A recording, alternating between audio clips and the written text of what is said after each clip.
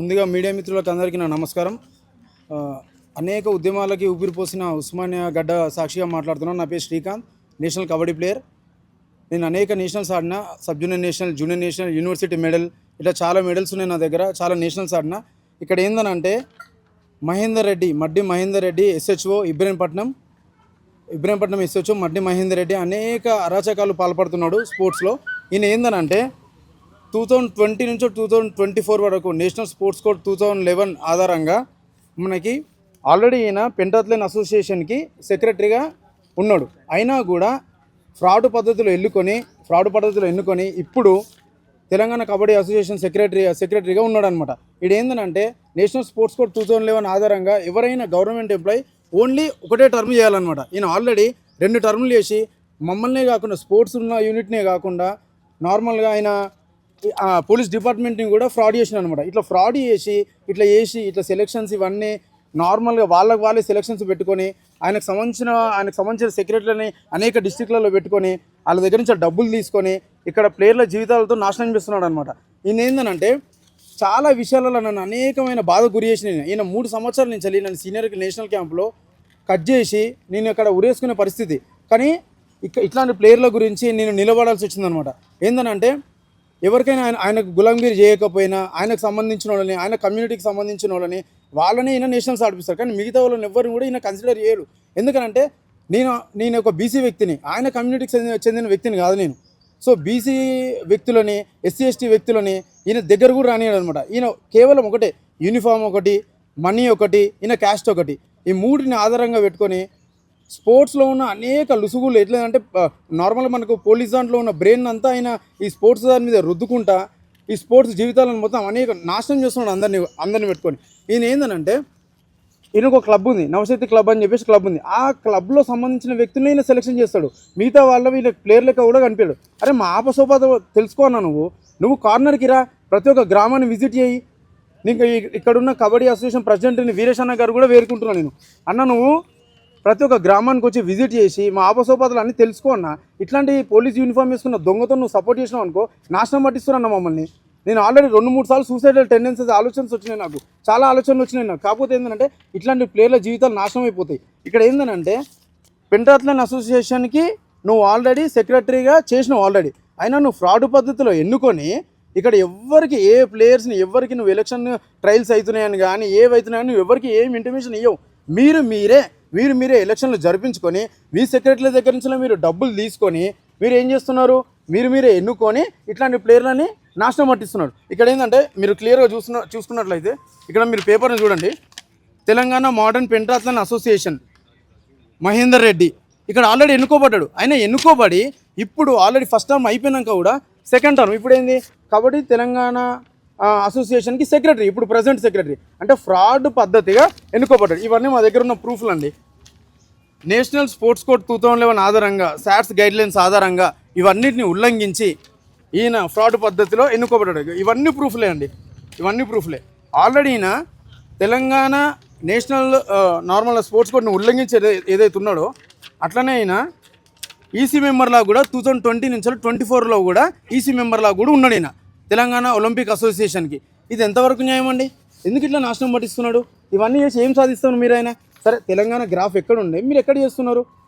ఈరోజు ప్రెసిడెంట్ మరి సెక్రటరీ ఇద్దరు కలిసి ఎన్నుకొని వాళ్ళే ఫ్రాడ్ పద్ధతిలో ఎలక్షన్స్ కండక్ట్ చేసుకొని ప్లేయర్లను ఎంతవరకు నాశనం పట్టిస్తున్నారండి? ఇలా తెలంగాణ గ్రాఫ్ ఏమైపోతుంది? ఒక్క దగ్గర మనకు మెడల్ వచ్చిందండి? ఒక్క దగ్గర మెడల్ వచ్చిందా? ప్రతి ఒక్క ప్లేయరు మనకు విలేజ్లో చూసుకున్నట్లయితే ఒకటి జొమాటో కొడతాడు సిటీకి వచ్చి, ఒకటి ర్యాపిడో కొడతాడు, ఒకరికి ఇంజురీలు అయితే ఒకరిని కట్ చేస్తే 365 డేస్ వాడు ఎక్కడికి పోతాడండి? వాడు ఏమైపోతాడు? వాడు నాశనం అయిపోయి వాడు రోడ్డు మీద తిరుగుతున్నాడు. ఇలా నేను క్వశ్చన్ చేస్తే నన్ను ఏం చేస్తున్నావు? ఫోన్ ట్యాప్ చేస్తున్నావు.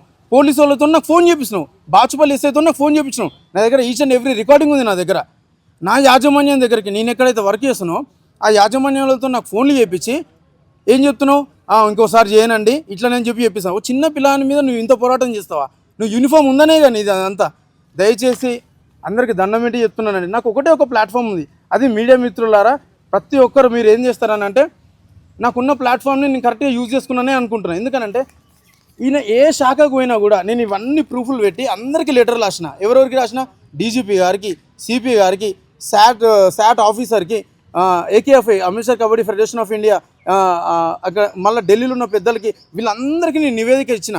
ఈ సబ్జెక్ట్ ఏంటంటే అంటే ఈయన నేషనల్ స్పోర్ట్స్ కోడ్ 2011 చట్టాన్ని ఉల్లంఘించి 2 సార్లు ఈయన సెక్రటరీ అయ్యిండు. అట్లా గవర్నమెంట్ ఎంప్లాయీకి అట్లా ఎన్నుకోబడడానికి లేదు. సో అట్లా ఎన్నుకొని మాలాంటి పేద క్రీడాకారులని నాశనం పట్టిస్తున్నాడు. ఇలా ఎన్నో నేషనల్స్ అన్నండి. స్పోర్ట్స్ అథారిటీ ఆఫ్ ఇండియాలో ట్రైన్ అయినా నేను. Sub junior national, junior national, university medal ఉంది. ఇదే ఉస్మానియా యూనివర్సిటీకి మెడల్ సాధించుకొని వచ్చిన నేను. నాకే ఇట్లాంటి దుస్థితి వస్తే ఇట్లా మామూలు జనాలు ఊరు నుంచి వచ్చిన ప్లేయర్లు ఏమైపోతారండి? ఎంతవరకు న్యాయం ఇదంతా? అంటే ఎవడు రాడు, ఎవడు ముందుకు రాడు, ముందుకు వచ్చిన క్వశ్చన్ చేస్తే ఇగో ఈ విధంగా బ్లాక్మెయిల్ చేస్తావు. మీరు చూసుకున్నట్లయితే నా దగ్గర రికార్డింగ్స్ ఉన్నాయండి సార్. చాలాసార్లు మాట్లాడడానికి ప్రయత్నం చేసిన కానీ నా ఫోన్ లిఫ్ట్ చేయడు. ఎందుకంటే నా లాంటి నికాస్ అయిన ప్లేయర్ని ఫేస్ చేయడం ఆయన తరం కాదు. ఎందుకంటే నిజాలు మాట్లాడుతున్నా కదా, నాతో ఏం మాట్లాడతాడు ఆయన? ఇవన్నీ ఆధారాలు, ప్రూఫ్లు నా దగ్గర ఉన్నాయి. ఈయన దొంగతనంగా, ఫ్రాడ్గా ఎన్నుకోబడ్డాడు. ఇవన్నీ ప్రూఫ్లు నా దగ్గర ఉన్నాయండి. రికార్డింగ్స్, ప్రతి ఒక్క రికార్డింగ్ ఉంది. బాచుపల్లి ఎస్ఐతో నాకు కాల్ చేయించినాడు, థ్రెటనింగ్ చేయించిండు. చెప్పండి సార్. మీరు ఒకటి కంప్లైంట్ ఇచ్చారు ఇక్కడ కాసాని క్రికెట్ మన కబడ్డీ గ్రౌండ్ అది నువ్వు అనవసరంగా ఇన్స్టాలో పోస్ట్ చేసినావు. అంటే యాక్చువల్ ఏంటంటే సార్, మొత్తం చూసినది చూసి సార్, అనవసరంగా అది మీరు మొత్తం విన్నారు కదా సార్, అది అనవసరంగా చేసింది కాదు సార్. అది ఒకటి చెప్పండి, మీ దగ్గర ఏమైనా ప్రూఫ్స్ ఉంటే దాన్ని కన్సర్న్ డాక్టర్ వేసి ఫైట్ చేసుకోండి. అవును సార్. బట్ మీరు అనవసరంగా అట్లా బ్లేమ్ చేసిన వాళ్ళకి బ్లేమ్ కాదు సార్. ఇది 1 year నుంచి కూడా నడుస్తుంది. లాస్ట్ టైం 3 మార్మల దగ్గర కూడా పోయి కూడా వీడియో రిలీజ్ చేసాం సార్. అది మరి ఎందుకు ఈసారి ఎందుకు పార్టిసిపేట్ చేసిన అటువంటిప్పుడు ఆల్రెడీ కరెక్ట్ జరగట్లేదని తెలుసు కదా. కరెక్ట్ 72 మందిలో 14 మందికి అయింది. అవును సార్. రిమైనింగ్ 58 మెంబర్స్ ఇట్లా చేయాలి. రిమైనింగ్ 50 మెంబర్స్ చేయాలని అనట్లేదు సార్ నేను. మీరు ఫస్ట్ అక్కడ కంటెంట్ కనుక్కోండి. రండి, వస్తాను సార్. ఇప్పుడు రండి, అంటే మీ ఇష్టం. అది ఐటీ యాక్ట్ కింద అవుతుంది. ఇష్టంగా పోస్ట్ చేయొద్దు అట్లా. ఫ్యాక్ట్ చేసుకోండి. కలుస్తాను సార్, నేను వచ్చి కలుస్తాను. ఇప్పుడు నేను అవుట్ ఆఫ్ స్టేషన్ ఉన్నా, వచ్చి కలుస్తాను. ఎప్పుడు వస్తాను? రేపు వస్తాను. సో ఇట్లా నేను క్వశ్చన్ చేస్తే నాకు బాచుపల్లి ఎస్ఐ దగ్గర నుంచి ఫోన్ చేయించిందండి. ఏమని? ఇదంతా మీరు చేయొద్దు బాబు, ఇదంతా ఐటీ యాక్ట్ కింద అవుతుంది, ఇట్లాంటివి చేయొద్దు అని చెప్పి నన్ను థ్రెటనింగ్ చేస్తున్నాడు. ఇదనే కాదండి, నేను ఎక్కడైతే వర్క్ చేస్తానో నా వర్క్ లొకేషన్ దగ్గరకు వచ్చి 2 వ్యక్తులు, ఇప్పుడున్న సెక్రటరీ ఒక ఫిలిం ఇన్స్టిట్యూట్కి సంబంధించిన వ్యక్తి. అట్లాంటి వ్యక్తులను, దగ్గరున్న వ్యక్తులను నువ్వు కబడ్డీకి సంబంధం లేని వ్యక్తులను నువ్వు దగ్గర పెట్టుకొని ఇట్లాంటి ప్లేయర్లని నాశనం చేస్తావా? దీనికేనా నువ్వు ఉంది? నీ యూనిఫామ్ ఉందనే కదా నువ్వు ఇవన్నీ చేస్తున్నావు. సరే, డీజీపీ గారికి, సిపి గారికి దయచేసి నా వినమ్రణ ఏందనంటే, ఇమ్మీడియట్గా ఇట్లాంటి యూనిఫామ్ వేసుకున్న దొంగని మీరు ఇమ్మీడియట్గా తక్షణమే ఉద్యోగం నుంచి తీసేయండి సార్. మీరు సస్పెండ్ చేయండి. కనీసం మీరు వార్నింగ్ అని ఇచ్చినా సార్. ఎన్నిసార్లు మీకు ఇచ్చినా? నాకు సస్పెండ్ లెటర్ ఇచ్చినాడు 2 years బ్యాక్. నేను ఇట్లా క్వశ్చన్ చేస్తే నాకు సస్పెండ్ లెటర్ ఇచ్చినాడు. నేను సిపి గారికి ఆ రోజే, సార్ ఇట్లా అవుతుంది సార్, నా బతుకంతా నాశనం అవుతుంది, నేను ఊరేసుకునే పరిస్థితి, ఇట్లాంటి అని చేసుకొని వస్తే నేను కంప్లైంట్ ఇచ్చిన. ఇట్లాంటి అనేకమైన కంప్లైంట్లు ఇచ్చిన. మొన్న కూడా ప్రతి ఒక్క ప్రూఫ్ అటాచ్ చేసి సిపి గారికి కానీ, డీజీపీ గారికి కానీ నేను ఇచ్చిన. ఈరోజు తెలంగాణ గ్రాఫ్ చూసుకున్నట్లయితే ఒక్క మెడల్ లేదు సార్ మనకి, ఒక్క మెడల్ లేదు. మీరు అమ్మాయిలు చూసుకోండి, ఇప్పుడు అబ్బాయిలను చూసుకోండి. నార్మల్గా రీసెంట్గా సీనియర్ నేషనల్ అయింది, అక్కడ గ్రూప్ ప్యాకే. మనం జూనియర్ నేషనల్ అయింది, అక్కడ గ్రూప్ ప్యాకే. అమ్మాయిలు అయింది. మొన్న మనము లేటెస్ట్గా ఇక్కడ గచ్చిబౌలి స్టేడియంలో సీనియర్ నేషనల్ అమ్మాయిలను హోస్ట్ చేసినాం. అంత బాగానే ఉంది, డబ్బులు పెడుతున్నావు. మరి ఏమైపోతుంది? డబ్బులు పెడితే అయిపోతుందా? ఆటను డబ్బులతో కొనలేవు కదా నువ్వు. అమ్మాయిలను అమ్మాయిలకు ఒక్క ఉద్యోగం ఉందా అండి? కబడ్డీ శాఖలో ఒక్క ఉద్యోగం ఉందా? అరే, హెచ్ఏఎల్ ఉంది, మనకు పోలీస్ డిపార్ట్మెంట్ ఉంది, ఆంధ్ర బ్యాంక్ ఉంది, బిఎస్ఎన్ఎల్ ఉంది, వాటర్ వర్క్స్ ఉంది. ఇట్లాంటి ఎన్ని శాఖలున్నాయి? ఒక్క దగ్గరికైనా పోయి నువ్వు ప్రెసిడెంట్, ఇండియా ఒలింపిక్ అసోసియేషన్కి నువ్వు వైస్ ప్రెసిడెంట్, ఈ సెక్రటరీ దొంగను పట్టుకొని కనీసం నువ్వు ఒక్క శాఖ దగ్గరికైనా పోయి కనీసం కాంట్రాక్ట్ బేస్ ఉద్యోగాలు ఇప్పించినవా? చూస్తున్నాం ఇంకా ప్లేయర్కి 25-27 సంవత్సరాలు నిండుతున్నాయండి. వ్యసనంలాగా ఆడుతున్నారు కబడ్డీకి. ఒక్కడైనా గైడ్ చేస్తున్నానా? ఇన్ని నేషనల్స్ అన్న నాకే దిక్కులేదు. ఇప్పుడు స్టార్ట్ చేసిన పిల్లల పరిస్థితి ఏం కావాలండి? అంటే నువ్వేంది ఎస్సీ ఎస్టీ పిల్లలకి ఎవరైతే ఏం సపోర్ట్ ఉండదు. నేను ఉన్నానండి, ఒక బీసీఓని, నాకేం తెలియదు. నేషనల్స్ అన్న కబడ్డీ ఒక్కటే నా జీవితంగా వచ్చిన. నేను పోతే అన్న ఇదే ఉస్మానియా యూనివర్సిటీకి మెడల్ సాధించుకొని వచ్చిన. ఏమైపోయినండి ఈరోజు? నేనేమన్నా వాళ్ళ కమ్యూనిటీకి చెందిన వ్యక్తులు, వాళ్ళ క్లబ్కు చెందిన వ్యక్తులు, వాళ్ళ దగ్గర డబ్బులు తీసుకొని వీళ్ళు నువ్వు నేషనల్స్ ఆడిపిస్తున్నావు. దీనివల్ల ఏమవుతుందండి? కబడ్డీ జీవితం మొత్తం నాశనం చేసుకొని రోడ్ల మీద తిరుగుతున్నారండి అందరూ. ఒక్కరికైనా మెడల్ వచ్చిందా? ఉన్నాయండి. ఫస్ట్ జ్యోతిశ్వర్ రెడ్డి ఎవరనంటే ఒక తాగుబోతు వ్యక్తి. చాలా ప్రూఫ్లు ఉన్నాయి నా దగ్గర, అనేకమైన వీడియోలు ఉన్నాయి. ఆయనని నార్మల్గా మీరు ఏం చేస్తున్నారు, నేషనల్ టీం వెనకాల కోచ్ లాగా పంపిస్తున్నారు. ఎంతవరకు నిజమండి ఇదంతా? నిరీక్షణ్ రెడ్డి ఇప్పుడు అబ్బాయి మీద కేసు అయింది. నువ్వు ఆయనని కేసు దాంట్లో నుంచి తీసుకొని వచ్చినావు. నువ్వు యూనిఫామ్ పెట్టుకొని బయటికి తీసుకొని వచ్చినావు. ఆయన అమ్మాయిలు వెంబడి నువ్వు కోచ్ లెక్క పంపిస్తావు. ఇట్లా నీ కమ్యూనిటీకి చెందిన వ్యక్తులే నేషనల్ టీం వెంబడి పోవాలన్నా? ఎక్కడ రూల్ ఉందా ఇదేమన్నా? ఇప్పుడున్న వీరేశం గారు కూడా, ప్రెసిడెంట్ గారు, మీకు దండం పెడుతున్నాండి. కాసాని వీరేశం గారు, కాసాని జ్ఞానేశ్వర్ గారు, మీ ఫాదరు, ఆయన లెగసీ కంటిన్యూ చేసుకుంటూ మీరు ఏదైతే చేస్తున్నారో మీరు మంచిగా చేస్తున్నారు. కానీ ఇట్లాంటి దొంగతోటి మీరు కనెక్ట్ అయినారు అనుకోండి, కబడ్డీ జీవితాలు అనేటివి నాశనం అయిపోతాయి. మీకు మరీ చెప్తున్నా, నా ఆవేదన ఇదంతా. ఎందుకనంటే నేను ఎప్పుడో చనిపోదాం అనుకున్నా. ఎందుకనంటే నేషనల్ ఆడలేకపోతున్నా, 3 సంవత్సరాలు వేస్ట్ అయిపోయింది. ఎక్కడ పోయినా ఉద్యోగాలు లేవు. ఏం చేయాలి నేను? చిన్నప్పటి నుంచి కబడ్డీ అనుకుంటే తిరిగిన. ఏమైపోయింది? ఇలా నాకు నా ఊరు సపోర్ట్ ఉంది. నువ్వు నా ఊర్లోకి వచ్చినావు, నా ఊరిని కూడా విచ్ఛిన్నం చేసినావు. నువ్వు 2 వర్గాలుగా చీల్చినావు. నువ్వేం చేస్తావు? 2 వర్గాలుగా చీరుతావు. డివైడ్ అండ్ పాలసీ పెడతావు నువ్వు. అంటే వీళ్ళనే గేస్తావు, వాళ్ళనే గేస్తావు, లాస్ట్కి నాశనం చేసేస్తావు నువ్వు. అంటే నీ యూనిఫామ్ ఉందనే కదా, నీ యూనిఫామ్ తీసిరా. నువ్వు నీ కూర్చున్నాడు కూడా లేవు నీ యూనిఫామ్ లేకపోతే. ఇలా నేను సిపి గారికి లాస్ట్ టైం నాకు ఒక 3 నిమిషాలు బ్రీఫ్ ఇవ్వమని చెప్పిన, నీ గురించి చెప్పిన, నేను ఈచ్ అండ్ ఎవ్రీథింగ్ చెప్పిన. తర్వాత నువ్వు ఏం చేసినా, ఆ పిల్లలతో నేను మాట్లాడుకున్నా, సార్ అది సార్ ఇది సార్ అని చెప్పేసి దాన్ని మొత్తం ముసుగు చేసేసినావు నువ్వు దాన్ని. ఇప్పుడు ఏం చేస్తున్నావు నువ్వు? సేమ్ పద్ధతి మళ్ళీ ఇట్లనే కట్ చేస్తున్నావు. మొన్న సీనియర్ నేషనల్ ఏం చేసినావు అండి? సేమ్ మీ క్లబ్ ఉన్నాడు, ప్రతి ఒక్కడు ఉంటాడు. వాడు మాకు మహేందర్ రెడ్డి ఉన్నాడు కదా, మాకేమైపోతుంది, సెలక్షన్ ట్రయల్స్ కూడా వాడు ఆడతలేడు, తడిబాటు వేసుకొని కూర్చుంటున్నాడు. మిగతా ప్లేయర్లు అందరూ చెమట వచ్చి వాళ్ళు మొత్తం చచ్చిపోయేటట్టు ఆడుతున్నారు. వాళ్ళు లాస్ట్కి వచ్చేసరికి సెలక్షన్ కాదు. నీ క్లబ్ వాడు అవుతాడు. స్పోర్ట్స్ అథారిటీ ఆఫ్ ఇండియాకి ఎవడైతే రిప్రజెంట్ చేస్తున్నాడో వాడు కాదు. 2011 నేషనల్ స్పోర్ట్స్ ఆధారంగా దాన్ని ఉల్లంఘించి నువ్వు ఇలా ఫ్రాడ్ పద్ధతిలో ఎన్నుకోబడ్డ సెక్రటరీవి. టెక్నికల్గా మాట్లాడుకుంటే అసలు నువ్వు మా సెక్రటరీవే కావు. నన్ను సస్పెండ్ చేసే అధికారం నీకు ఎవడిచ్చిండు? నన్ను లైఫ్ టైం సస్పెండ్ చేస్తావు నువ్వు. రీసెంట్గా కీసర్లో టోర్నమెంట్ అయితే నువ్వు కనీసం నన్ను టోర్నమెంట్ ఆనిస్తలే. కబడ్డీ బట్టలు వేసుకోవద్దా నేను? అంటే ఒక బీసీ దానికి చెందిన వ్యక్తిని నువ్వు ఇట్లా తొక్కుదామని చెప్పేసి అంటే ఇప్పుడు నిన్ను జోకలేము కదా మేము, నీ కాళ్ళు పట్టుకోలేము, నీ దగ్గరికి రాలేము.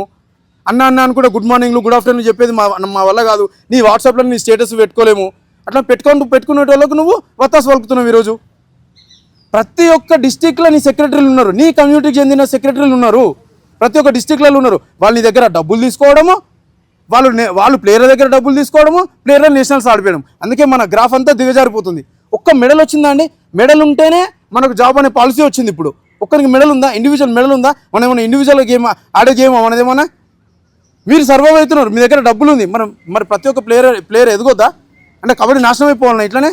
నాకు జరిగిన అన్యాయం ఎంతమంది జరగాలి, ఎంతమంది ప్లేయర్లకు జరగాలి? రీసెంట్గా బాటసింగారం అనే విలేజ్లో కబడ్డీ టోర్నమెంట్ అయితే 2 వర్గాలకు చెందిన క్రీడాకారులు కబడ్డీ హిస్టరీ మనం బ్యాక్ ఎండ్ చూసుకున్నట్లయితే ఎవ్వరు కూడా గొడవ పెట్టుకొని పోలీస్ స్టేషన్ పోయిన దాఖలాలు ఎక్కడ లేవు.